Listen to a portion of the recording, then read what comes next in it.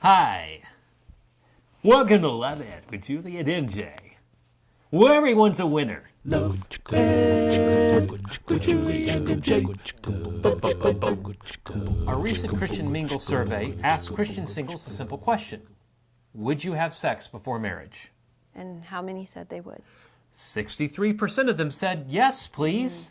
What does that say about the mindset of Christians, and is it really a big deal? That's what we'll be talking about today on Love Ed with Julie and MJ. As we continue our series, Marry Early, Marry Once. And there are a lot of dynamics behind why 2 out of 3 Christians would be open to premarital sex. And we already thoroughly addressed that topic in our series, Premarital Sex and the Scriptures. And so there's really only one aspect we want to emphasize in this video, and that is the assumption prevalent in our culture and clearly bought into by many believers that there is simply nothing bigger and better than sex. But there is. You were made for more than sex. To the point, you were made for relationships, first and foremost with your Creator, and then those who He sovereignly placed in your life. And more than likely, one of those key people in your life will be your future spouse. Yeah, we don't know that. We don't even know you, but we do know our God. And we do know that He said it is not good for man to be alone. Note, He did not say, it is not good for man to be celibate, or it is not good for man to be sexless. No, God identified a relational need in Adam. Which means you don't have to marry to not be alone. Absolutely not. Yeah, God will use all sorts of relationships in your life to fulfill your need for companionship. But do you live like you were made for relationships? Or do you live like you're made for experiences like sex or travel or career or success or whatever?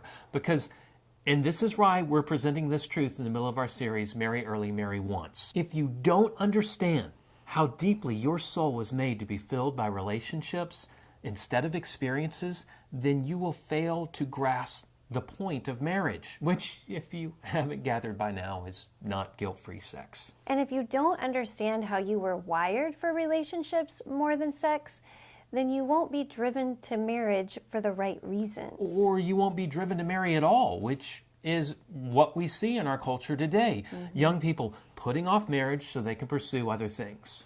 And more often than not, those other things revolve around educational and career pursuits. And Julie and I can relate, okay?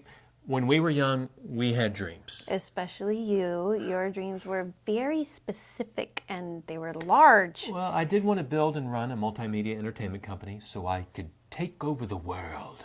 And yet, at the same time, he told me he didn't think he would live past his 40s. I figured I'd probably have my dream company built by then. I'd be bored. Well, the dying thing was odd, but I was totally into the mega media idea.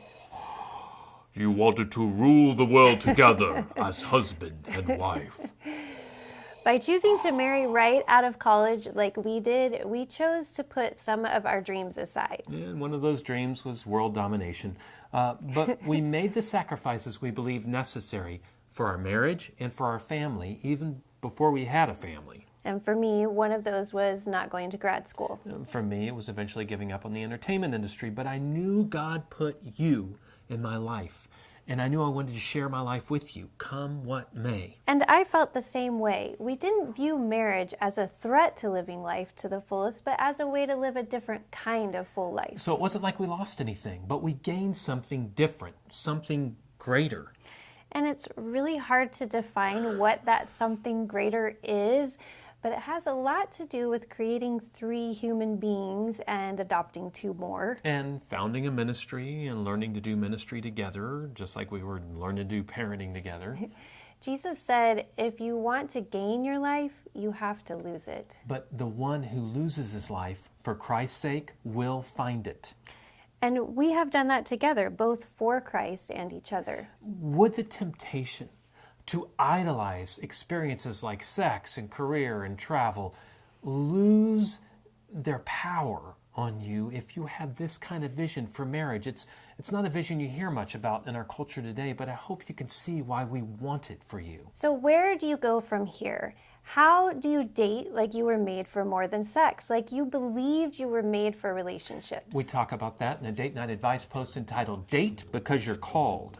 You can also check out the link at the end of this video. Then join us next week as we continue our series, Marry Early, Marry Once. On Love Ed with Julie and MJ. Love Ed with Julie and MJ.